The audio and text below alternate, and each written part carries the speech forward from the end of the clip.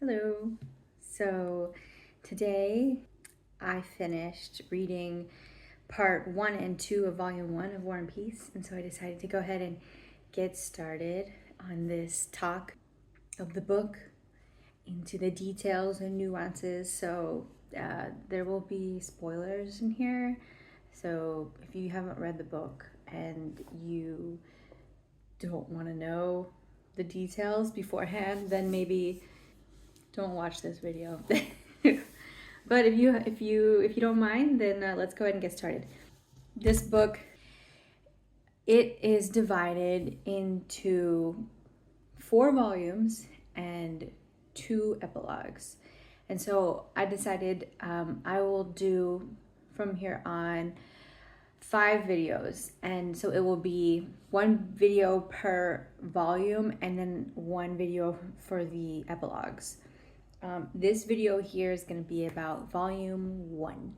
I've already read part 1 and 2, but I haven't read part 3 yet. So I'll talk about part 1 and 2, and then I'll get back to y'all once I read part 3. And so how it's set up is that you have the volumes, right? So volume 1 through 4, and then each volume is divided into parts. And so volume 1 has 3 parts, and then in each of these parts, it's divided into chapters. And so that's how Tolstoy has this book set up.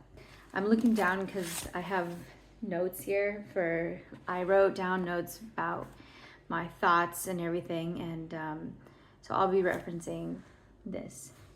Part 1 of volume 1, it's pretty much an introduction to the major characters and also the social political climate of Russia at the moment, right before the start of war.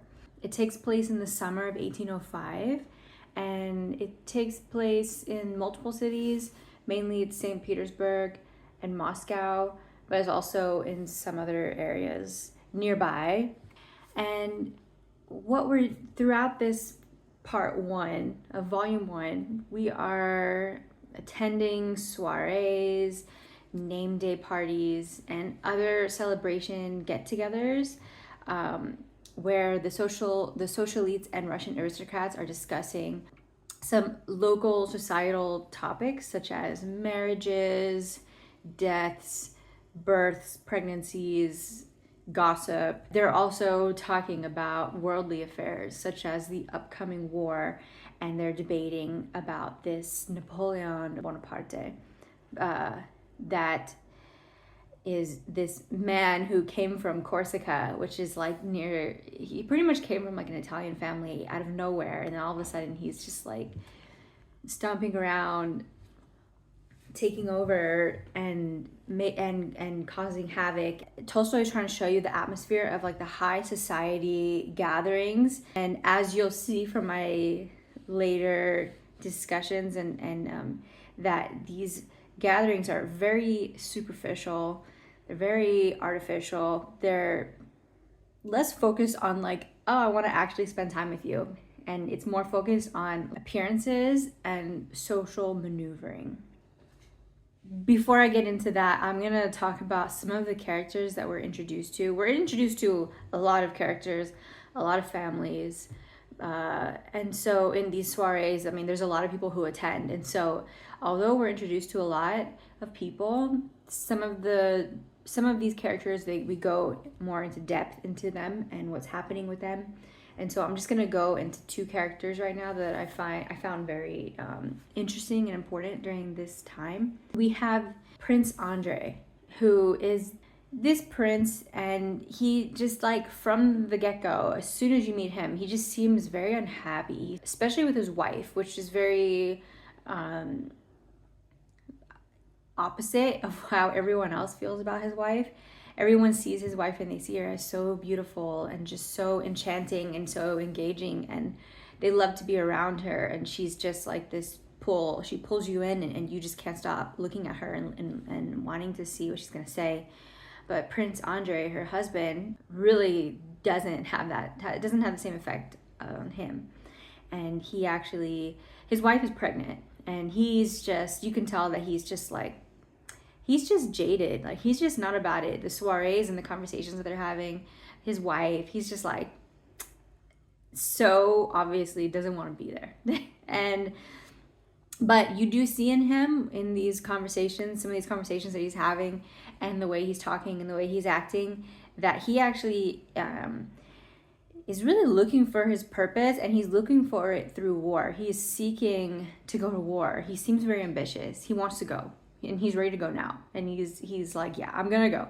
And so it seems that he's trying to seek some kind of like purpose or glory in the war that he's not getting in his everyday Russian, Moscow, St. Petersburg life.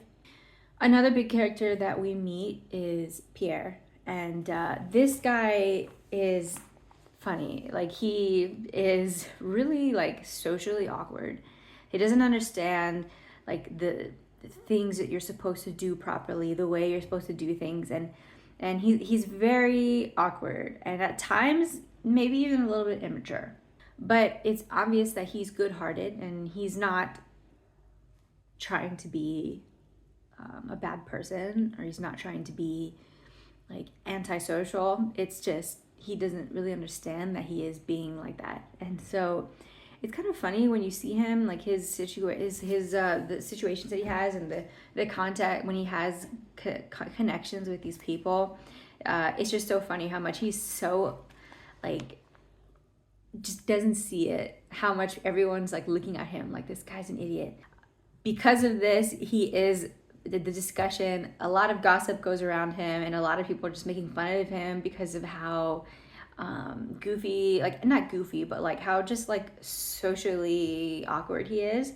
But also he is also very big in the gossip realm, being talked about a lot, because he is the illegitimate son of this Count Bezukhov, which is important because at this moment, because Count Bezukhov has other daughters, but who are legitimate daughters, and Pierre is his illegitimate son, and Count Bezukhov is actually on his deathbed right now. He's had multiple strokes, and he's about to die any second. And so there's just a lot of discussion about like who is gonna inherit Count Bezukhov's estate and all of his wealth.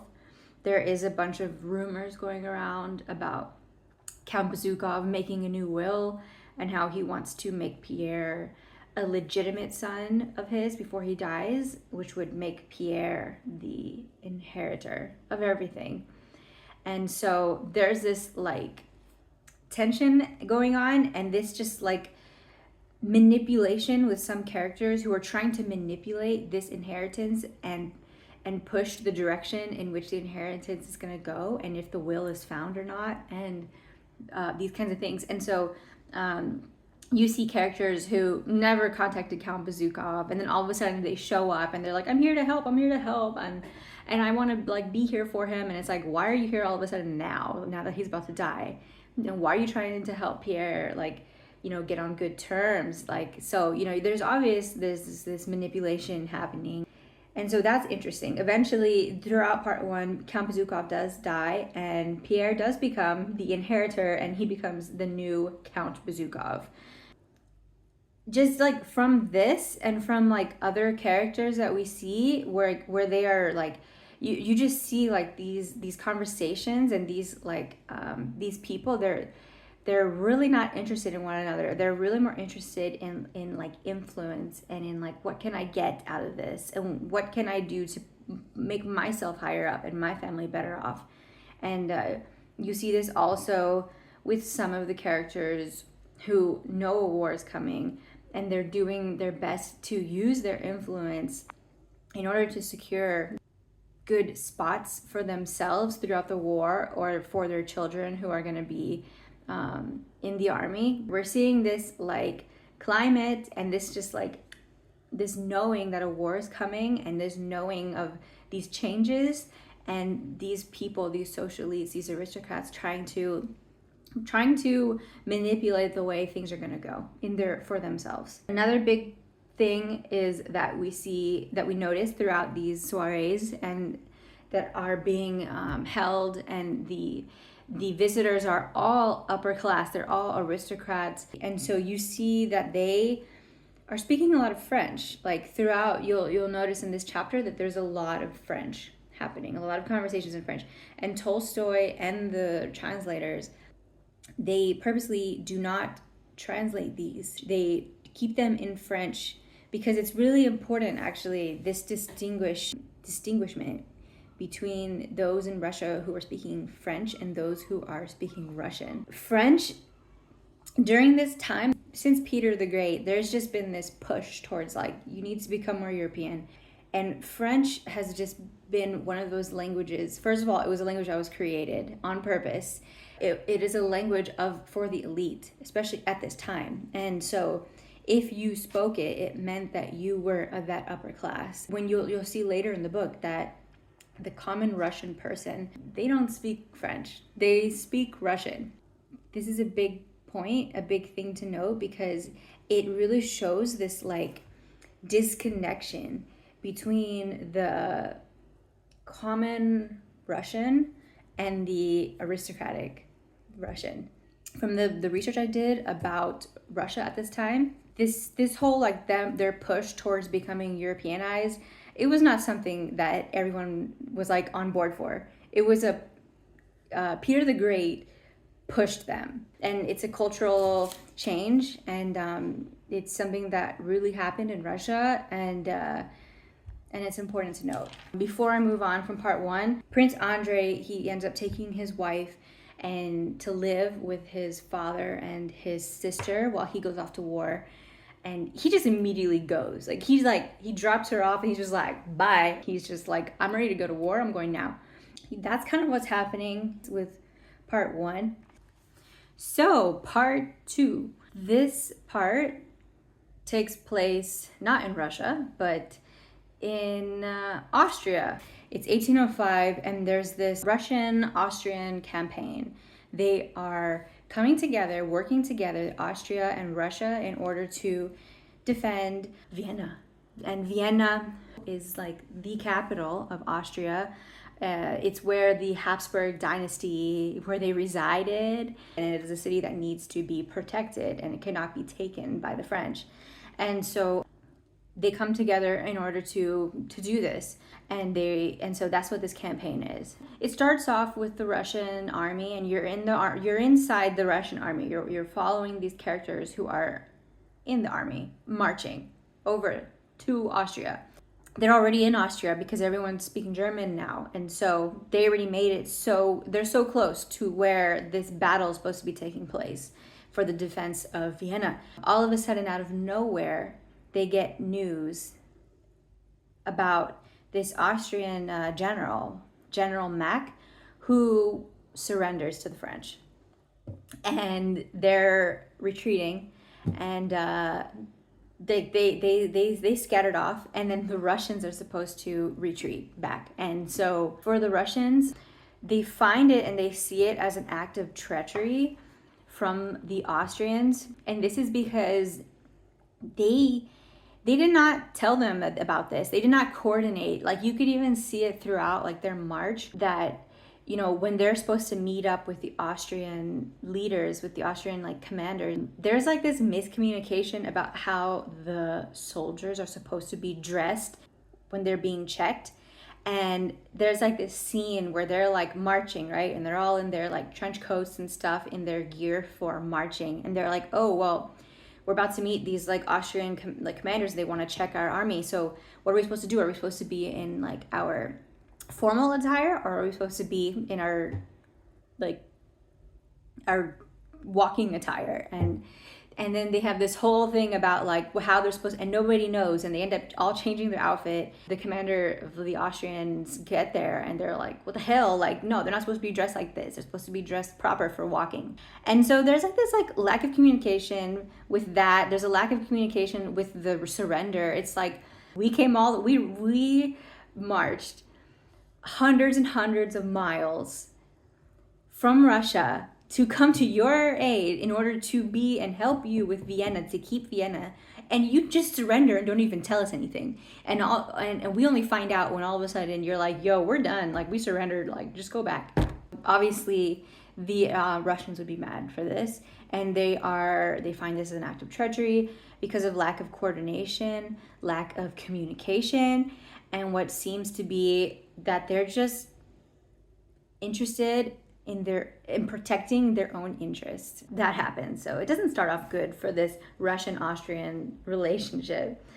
In the end, on their retreat back to Russia, they are being constantly attacked from the rear by the French, and Napoleon ends up taking Vienna, and he occupies Schönbrunn. I don't know if I said that right, but it's a palace. It is the main palace of the Habsburg rulers in Vienna. That's a big deal. That's like somebody occupying like the White House, or like the king's residency here in the Netherlands. It's like not a good thing. What else can we say? So it also, in this part too, you're just like really showing a lot as well, like the life of the regular individual army men and the actualities of war. So there's like this like the difference between like the reality of war and the romanticization of war. We go into the minds of multiple characters throughout this. Like you go from you're in the mind of like a cadet, the lowest of the lowest rank. You're in the mind of like an officer, of a cavalryman, of even higher up, I guess, like I don't know if they'd be like lieutenants or something, but you're getting into their minds. And a lot of them, this might be their first war. Some of them they've been before, with like a Turkish war before, but the ones that it's their first time, they're realizing really quick how it's like, okay, war is not all that I thought it was going to be. Like you have this romantic idea when you're just like at home, right, about what war is. You're going to meet with them, with the other army, and you're just going to start attacking each other, and that's how it's going to go. But it's not like that. They don't have enough shoes. There are men going around for battle not having shoes, not having proper shoe wear, not having proper outfit or proper food. Or you have a lot of soldiers who get wounded, and there's no doctors around, not enough doctors around to take care of them all. When they die, they're just left there and forgotten about. Like there's like even some inside, there's like even some stealing, right? Like, and you see soldiers who are just, they're going inside these villages and that they're supposed to be protecting, and they're like stealing people's their chickens and their hay and their cows and their pigs. And so there's this realization that war is not all glorious and glamorous as we talk about later when we are in soirees at home in a nice warm house, right? And it's way more actually frustrating and unjust. And just like a lot of the rules of life just don't pertain in a war setting, especially as a soldier. And you see it a lot here in multiple ways. There is just they're showing you the contrast as well between like the discussions that you have with all of these like these perfectly detailed strategies versus the contrast, which is like when you're actually on the battlefield and it's just disorganization and confusion. Like there's so many times where it's just like the army, it's like I can't see, there's like there's smoke everywhere and I can't hear anybody, and everyone around me is like dying and there's bullets going through and I don't know what to do, and like I'm just it is just complete contrast from what they thought it was going to be to what it actually is when you're there on the field in the front. There's also a lot of talk about like courage and fear. You see a lot of the mind going through these characters, of them like having fear and dealing with it and moving forward anyways, even though they're full of fear, and courage. There's some characters where, you know, they have all this courage when they're all together in a group and they're going forward towards the French, and then you have this character where he ends up getting thrown off of his horse, and he loses all of his like regime, like there are, I don't know what you would call it, like his group of soldiers that were around him, and he's by himself, and all of a sudden he sees these couple of French guys coming towards him. It looks like they're gonna attack him or use him as a hostage, and all of a sudden, I mean, 15 minutes ago he was just full of courage and like, yeah, let's get these French, like we're gonna go, and like and hoorah, and then all of a sudden he's by himself and he's like freaking out, like, oh my god, they're gonna kill me. How can they kill me? Like, I have all these people at home that love me. How is it that they are gonna kill me? What did I ever do? And then he's like running off, and he runs away from the French in the end instead of fighting at them. And so it's really deep. It's really sad. It's a very hard part to the book, this part two. And so that's all I have to say so far about what I've read. And so I'm going to read part 3, and then that will be it for volume 1, and I'll get back to you guys as soon as I finish that. Hey guys, so I finished part 3 of volume 1 of War and Peace.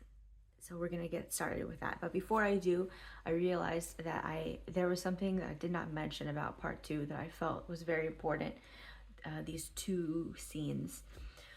One of them, I feel like it really, Tolstoy, from at least what I understood, he was trying to show us as the reader how morality can be subjective when you are in the military, but specifically when you are at war. And at first when I read it, I didn't realize it. And then I started to think about it more, and then it just became so profound to me. There's this scene in which there's this group of soldiers, and they're on their way to Austria. They're marching over there, and they're stopping through villages on the way. And one of these soldiers in the group realizes that his coin purse is missing and all of his money in it. And at first he thinks that maybe he just misplaced it, but then with time, it becomes clear that this person in his group stole his money. And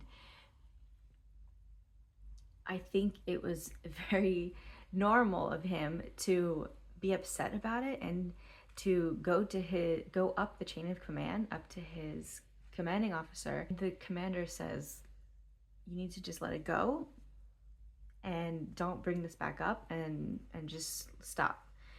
And it was interesting because it doesn't really make sense, right? For the soldier, but also for me as the reader.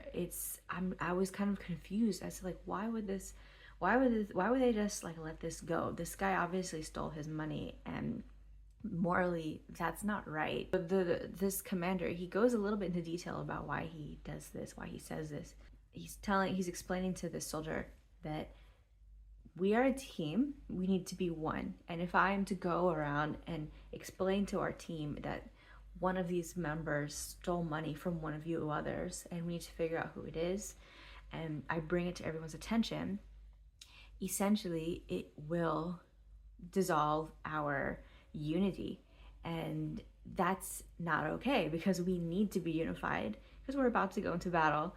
And so this soldier, as well as myself, just going through this like mental reorganization of just, why did it turn out the way it did? Like, I don't understand how all of a sudden the guy who got stolen from is the one that's in the wrong.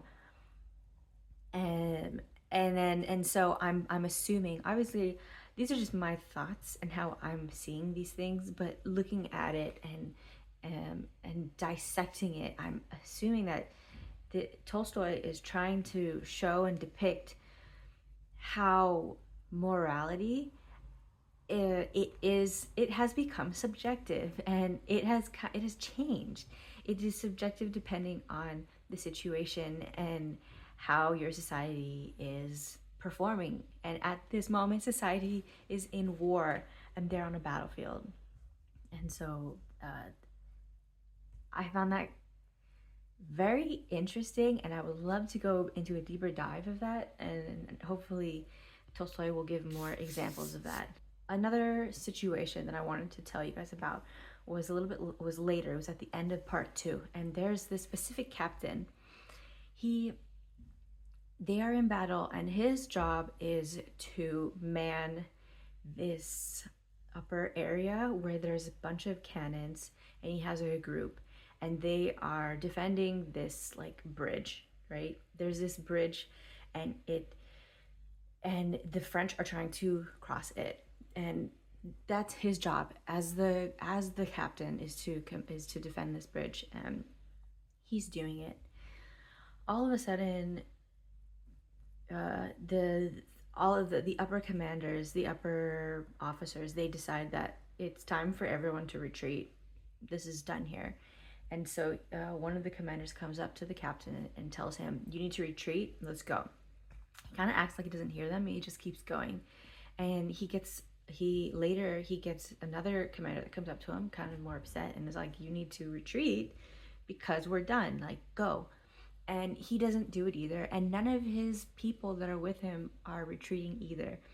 They are super in the zone, and they are realizing, the captain is realizing, and so are his people, that what they're doing is working, and it's working very well. And so they just keep going, even though the commanding officers are telling them, like, we need to retreat. He's made this decision. The captain has made the decision that this needs to happen, and he keeps going with it. He doesn't have a lot of men. A lot of them have died, but he just keeps going. Eventually, they send Prince Andrei to go there and stop him. And so he goes up there, and Prince Andrei is actually literally pulling the cannons away, saying, "We're done, you have to retreat." Because of this that the captain did, the French actually, they ended up retreating, and they never were able to advance from this point. And so in the grand scheme of things, this captain was able to keep the French at bay. And you can say that this is what won the battle, because it stopped the battle. At the end, in that evening, this captain gets called into the headquarters in a tent to talk with all of the other upper officers. And it's kind of like he goes in there and he doesn't know what to expect, right? Because he knows that his team was the one who helped win this battle. But immediately these officers, they don't say anything about that, about what he did and how valiant he was, and how his tenacity led to this battle being won. Instead, what they say is, why didn't you retreat? And also, why did you have 2 guns that were not being used? I'm assuming when they say guns, they're talking about the cannons. Which is, to me, it seems like a really weird thing to ask, right? And Prince Andrei is there, and he's also kind of thinking, like, why are they asking this, right? The reason why they're asking it is because they're going by the book. The book says, okay, when you have a captain and he has his team, and this is a situation, all of the guns need to always be manned. And if you have a gun that is not being manned, you need to get one of your men on it. And if you don't have enough men in order to man the guns, then you need to get your backup, which we have backup always. According to the books, according to the strategy, everybody has a backup nearby. But in reality, this captain didn't have enough men, and whoever the team was that was supposed to be his backup was not there. The captain, thinking in his brain, he's like, well, if I were to explain this, it would be putting another captain under the bus, the one that was supposed to be my backup. And so he has all of the excuses as to why they were not manned, and it's obvious that it's not his fault. But he decides to shut his mouth and not push anybody under the bus.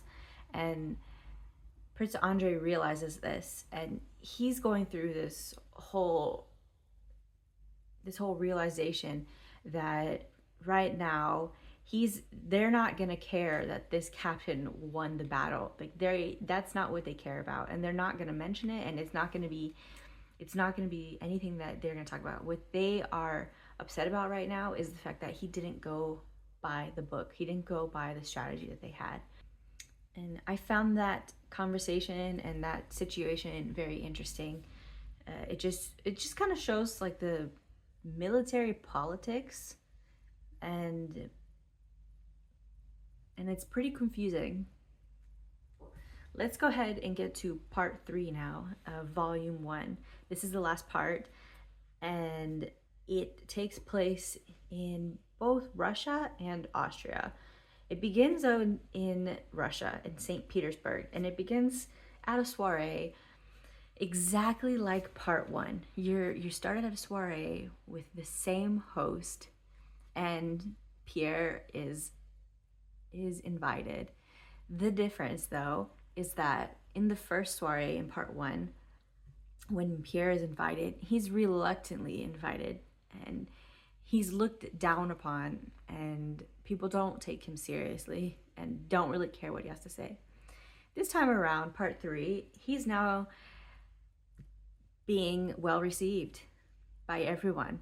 And it's obvious that this change is simply because of his sudden inheritance. He is now a Count Bezukhov. He now has a ton of money, and he is a single man. We have a big character in this part is Prince Vasily, and he has a daughter named Helene, and she's single. He decides to take this opportunity to try and get Pierre and Helene together.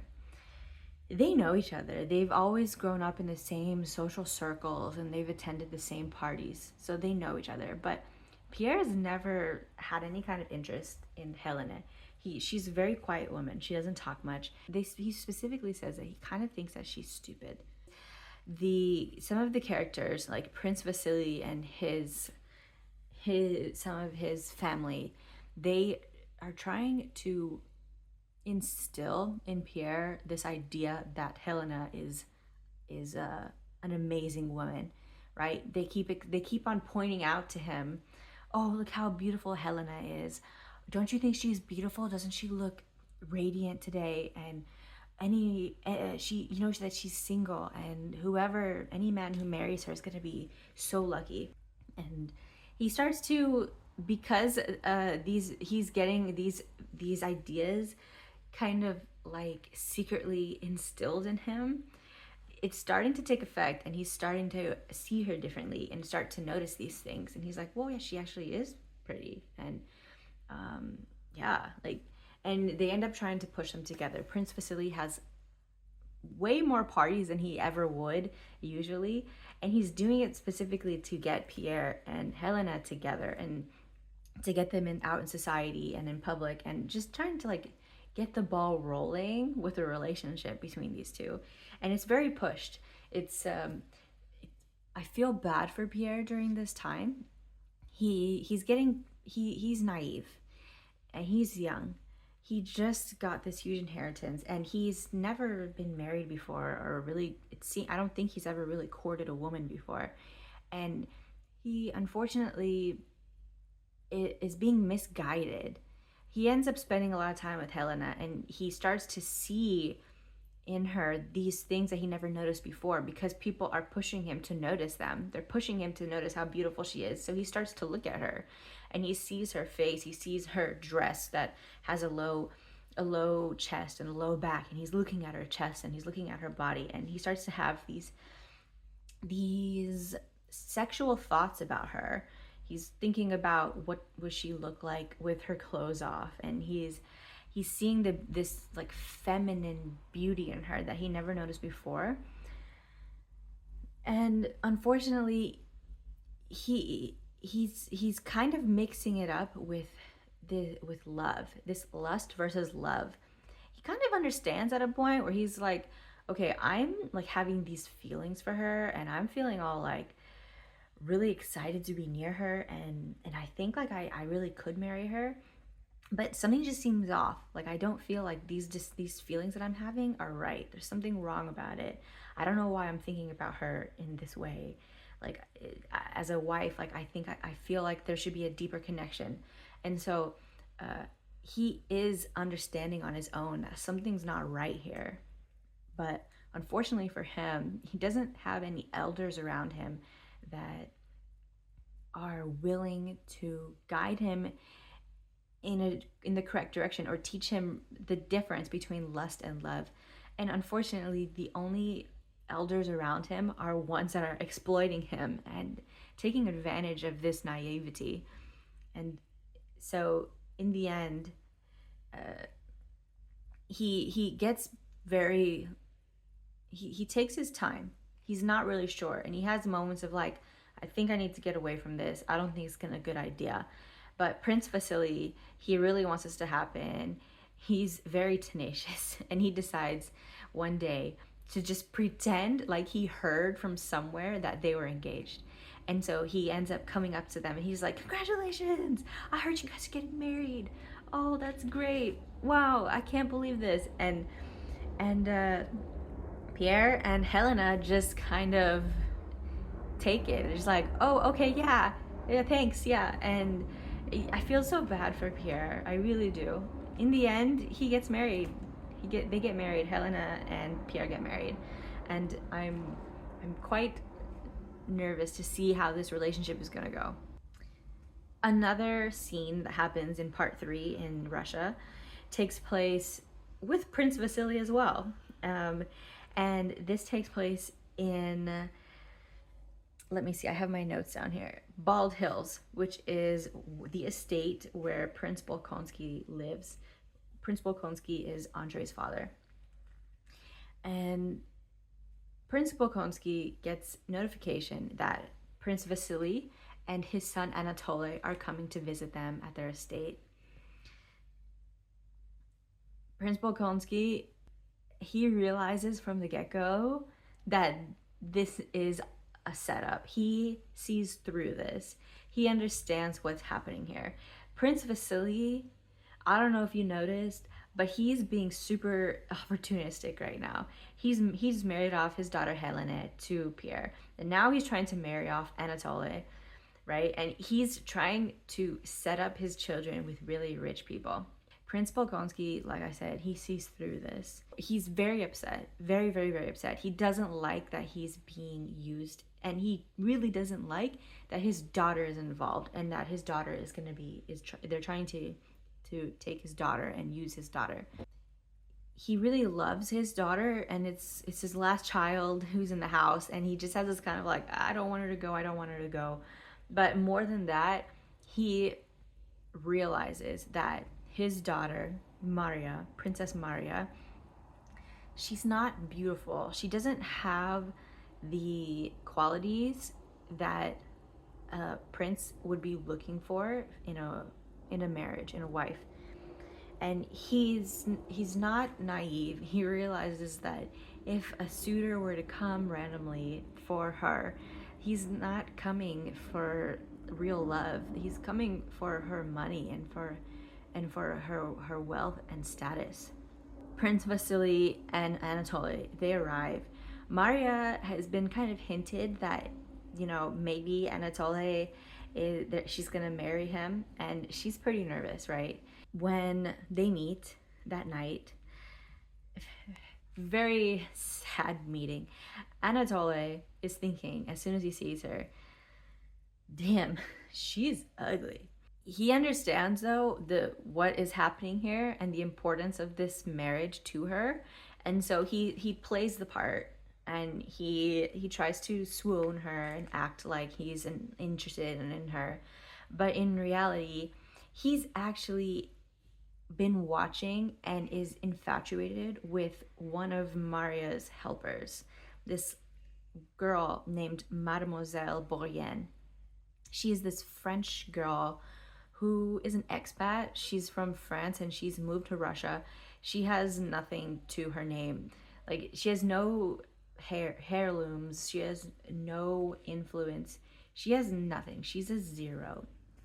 And she's just there as a helper to Maria. That's it. And Anatoly sees her, he's lusting for her, and this Mademoiselle Bourienne, she realizes it. And she also realizes her position, that she is this expat in a foreign country and she has nothing for her, and for the rest of her life she's just going to be this helper in an estate.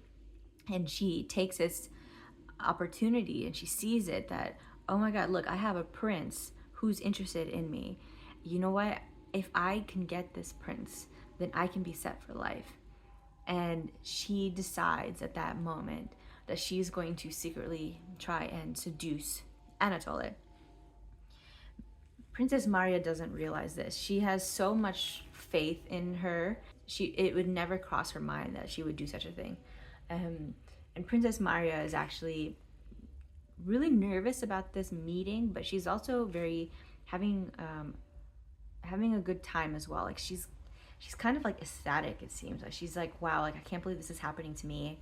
And there's this prince and he's a soldier and he's so handsome and he's interested in me. And she starts to really consider him. The next day, Prince Bolkonsky, he talks with his daughter Maria in private, and she says, look, you're my father, you need to decide if I marry him or not. And Prince Bolkonsky, as a great father that he is, he says, I'm not going to decide for you. This is your decision. This is going to be your marriage. It's something that you need to make and you need to be sure of. The only thing I can tell you is that I don't trust this guy, and I think that he's got the hots for Mademoiselle Bourienne. I just would like to say that Prince Bolkonsky, he comes off as this character who's just so controlling. He likes to have everything done specifically in a way. He's a micromanager, and he comes off as kind of like asshole. But I have to say that through this you see how much actually he loves his family and how much he really cares, and he kind of has this mindset of like, give a man a fish and he gets to eat for a day. Teach him how to fish and he can eat for life, right? He's trying to teach his children, especially his daughter, how to be self-sufficient and how to figure out things on her own. And so he puts this decision on her, and she kind of thinks about it, and actually while she's thinking about it, she's taking a walk in the gardens, and she runs in to Anatoly and Mademoiselle Bourienne together, touching each other inappropriately. She decides, you know what, no, I'm not going to marry Anatoly. And she tells the father and everyone, I'm not going to marry him. It's not going to happen. And she doesn't reprimand Mademoiselle Bourienne. If I were her, I think, and if many people were in her shoes, they would be livid at Bourienne and probably call her many demeaning names, and as she would probably deserve. But Maria is such a great person, and she doesn't. She actually feels sorry for Mademoiselle Bourienne, and she tells her, she says, I feel sorry for you. I feel like I can tell how much you care, you love him, and what it means to you to be with him. And you know what? I'm gonna do whatever I can in my power to make sure that you guys end up together. And so I have to say, like, this part, it was really sad to see Princess Maria being taken advantage of, but I'm so happy to see how resilient she was and how strong she is, and when it came down to it, she was able to make really mature decisions. And I really have more respect right now for Prince Bolkonsky and Princess Maria. Okay, so now we get to the next part of part 3, which takes place back on the battlefield. We're back in Austria. We are reviewing the Russian army, and who's there? 2 emperors. We have the Emperor of Russia, Alexander, and we have the Emperor of Austria, who's Franz. And it's a big deal. You know, it's one thing to know that you're fighting for these sovereigns. It's another thing when they're actually there.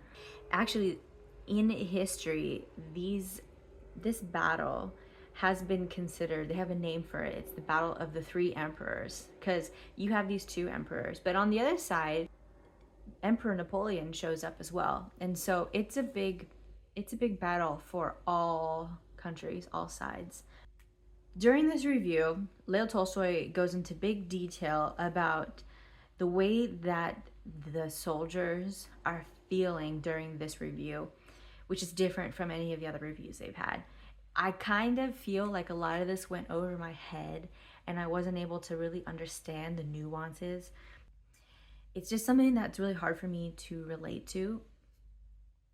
Yeah, if anyone else was able to understand it better, please let me know in the comments. But you have these soldiers, especially this one called Nikolai, and they just, knowing that the emperor is there and seeing him, getting so close that they could almost touch him, and being looked at in their eyes by the emperor, it's a completely different experience, and it becomes so important for them, this battle, because they're actually really fighting one beside the emperor. The emperor is there, and they just have this feeling of like that they're way more powerful, right, with this emperor around, and they feel more pride and more just like they want to do whatever they can for the emperor. And you see it in this character Nikolai. He sees the emperor and he's just like, he has these thoughts and he's going through all these emotions. Like all he can think about is how it would be the best thing ever if I can die in front of the emperor, if I can die for him and he saw me. And that's all, he just keeps thinking about it, about how much he wants to give his all during this battle because the emperor is there, and how he would love to die for the emperor, in front of the emperor.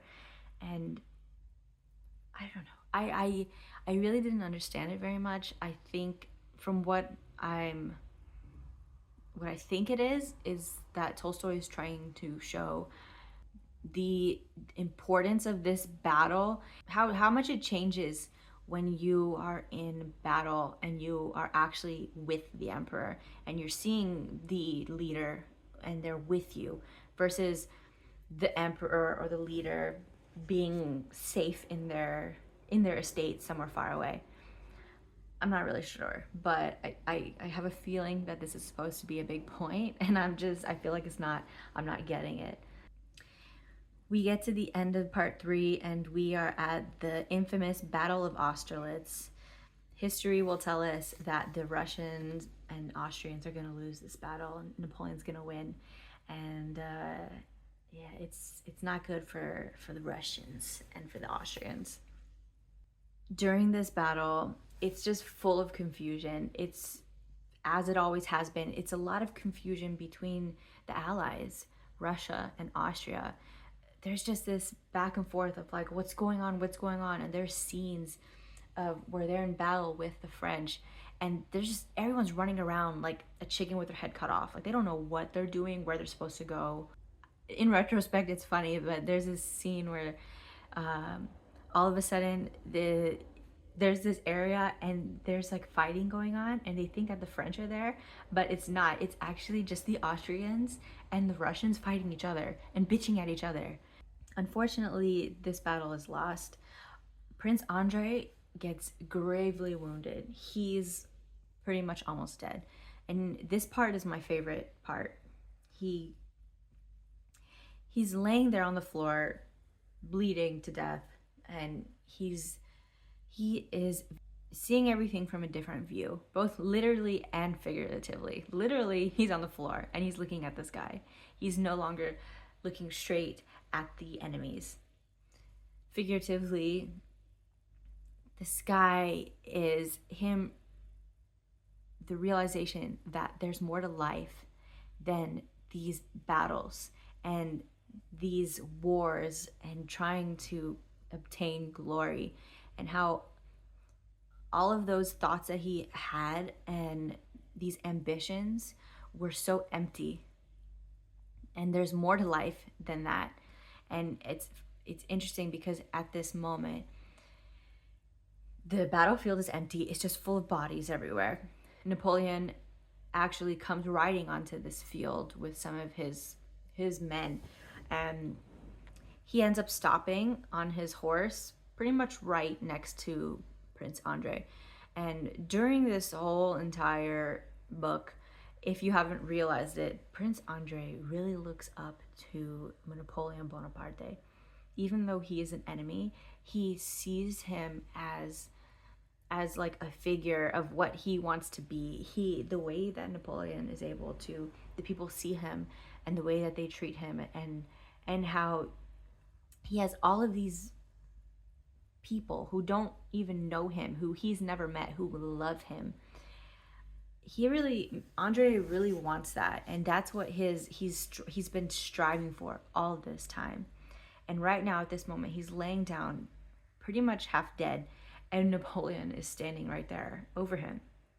And he realizes as well through this how Napoleon is just another man. He's nothing special. Like, he's not made of gold. He's not like anything extraordinary. And compared to the sky, compared to that, he's just an average Joe. And so it's Prince Andrei having these spiritual awakening, and the insignificance of Napoleon and these leaders in general. Andrei has realized this. There's actually some really great quotes during that time when Andrei is dying, or he's about to die. And there's this quote that I wanted to share with you guys that just really, I just love. It's a quote where he's over there, and he already just saw Napoleon, and the doctors who finally start to look at him, they think that he's gonna die. Like, they're like, there's nothing for this guy. He's gonna die. And Andrei is laying there, and he says, "Nothing is certain except the insignificance of everything I can comprehend, and the grandeur of something incomprehensible but most important." So that is volume 1 of War and Peace. My thoughts on it, very interesting. I had to do a lot of research while reading it. I had to check up on a lot of facts and historical events and people. I'm also simultaneously watching a movie of War and Peace while reading this. It is actually the Soviet Union infamous film from like the 1950s or 1960s by a famous director, Sergei, I can't remember his last name, but it's supposed to be a film that really sticks to the book, and it has so far. And it's been so helpful for me to watch that simultaneously, because there's just a lot in this book, a lot of things going on. There are parts that are sloggy to me, especially the military scenes and the battles. But for the most part, I'm enjoying the book, and I like it, and I'm learning a lot. And that's what I'm most happy about, is how much I'm learning from reading this book. And so yeah, I'll get back to you guys with volume 2